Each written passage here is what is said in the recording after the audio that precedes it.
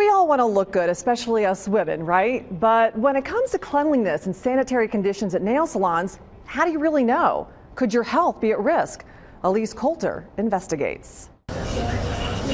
I come with my friend. He said this is where she comes, and we've been coming here ever since, every 2 weeks. Shannon Waldron and her friend get their nails done religiously and only want the best. We never leave here disappointed.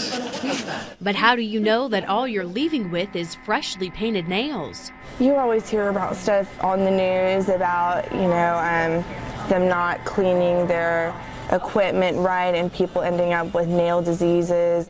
Which is exactly why we followed an Ohio State Board of Cosmetology inspector for annual salon inspections.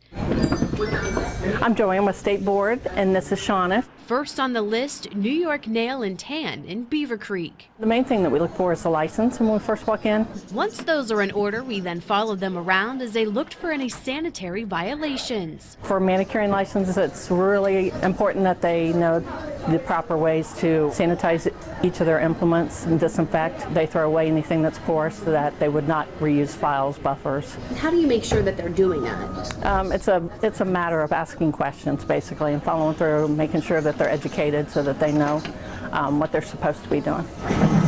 After going through drawers and checking the pedicure tubs to make sure they're clean, the inspector gave this salon an A+. There were no violations. A relief to Waldron. I feel like they took really good care of it. I mean, I've never noticed anything that made me uncomfortable at all. But that's not always the case. Just down the street, we discovered a very different situation at LA Nails in Dayton.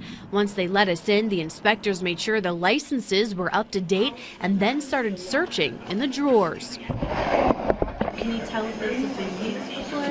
Yes. How can you tell? The markings, like it would be more dark, like that it wouldn't have the markings on it. We uncovered nail files and buffers that look like they've been used several times before. So they're not supposed to You can't reuse them, no. But it only got worse. Once in the back room, we discovered they had no disinfectant at the salon at all. So right now you're not disinfecting or cleaning your implements at all? Like your nippers, your files? Yeah, we take on about Saturday. But that was 5 days ago. And according to the inspector, the salon is supposed to carry barbicide or bleach at all times. Instead, they were using Lysol spray in the pedicure tubs and alcohol on their instruments. Alcohol is not a disinfectant, so you would have to use a disinfectant on each implement you use on a client. Yes. Okay? Yeah. So alcohol wouldn't be a disinfectant. After a few hours in the salon, the inspector spoke with the manager about the several violations. Like I was saying, it will be under the violation for no wet sanitizer. They will receive a letter from our office. All violations are returned to the office, and the office takes them before our board members, and the board members decide what to do from there, whether they're to be fined or whether they're to be warned. After signing the violations, we tried to speak with the owner, but he didn't want to go on camera. But we wanted to know from the inspector if it's fair to keep the salon open after so many sanitation violations. In an extreme situation, I think it would probably be unfair to the public, but in this situation, it would be fair. But a sanitary issue would not be an extreme. It could lead to an extreme situation, depending on the circumstances, but that's hopefully what we follow through with, and they've corrected it by the time we get there. And if this isn't corrected, we're told the salon is fined $500 for each violation. And if it's not corrected, they're fined again. And then at that point, it's up to the board to take legal action to close down the salon. It's illegal steps that you have to take to go through.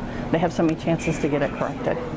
Once it's corrected, then they start fresh. But would this salon start fresh with its customers? We caught up with Brandy Kincaid as she was walking into the salon and asked what she thought about the recent violations. They ran out of disinfectant completely. Going here, how does that make you feel? Uncomfortable. Just wondering, is it really sanitary? Is it safe? It can cause funguses, I know that, but if you don't use sanitary equipment. She tells us she's a diabetic and unclean tools can be harmful to her health. Makes me not want to come here so much, but it's convenient. It's like right by my house. But is the convenience worth it to Kincaid? Are you going to keep coming here, you think? Yeah. Yeah, I will. Elise Coulter, Fox 45 News. Now, the first salon we told you about, Elite Nails, received 2 violations back in 2011, one for an unlicensed employee and one for an unsanitary pedicure tub. They paid $1,000 in fines. And for LA Nails, the last salon we showed you, this was actually their first violation.